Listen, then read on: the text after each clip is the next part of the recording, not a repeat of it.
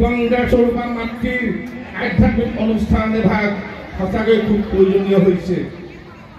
প্ৰহ্লাদৰ নিচিনা মহামহন্তক জন্ম নিজৰ ঘৰখনৰ লগতে আমাৰ চুবুৰীটো আৰু নগৰখন আধ্যাত্মিক পৰিৱেশ গঢ়লৈ উঠিব।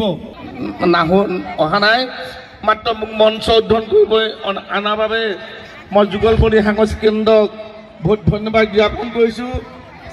তেখেতসকলৰ সমূহ কৰ্মকৰ্তাক প্ৰণিপাত জনাইছোঁ। লগতে আমাৰ এভাগ মই জয়ধ্বনি দিম। জয়ধ্বনি ভাগতে দবাজনা বজাব। কৃষ্ণ ভালা হাৰে হাৰে হাত ঘাটে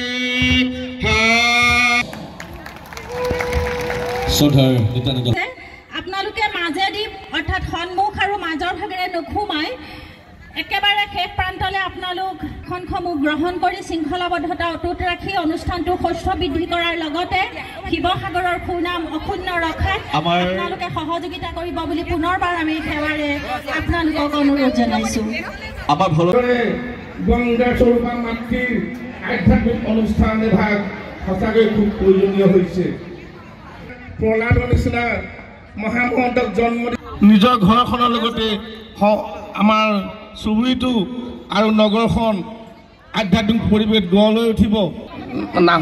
অহা নাই, মাত্ৰ মোক মঞ্চ উদ্বোধন কৰিব অনাৰ বাবে মই যুগলপল্লী সাংস্কৃতিক কেন্দ্ৰক বহুত ধন্যবাদ জ্ঞাপন কৰিছোঁ।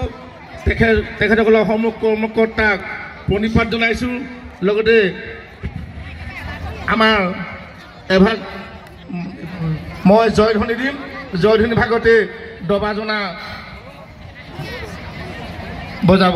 কৃষ্ণ ভালা হাৰে হাৰে হাত ঘাটে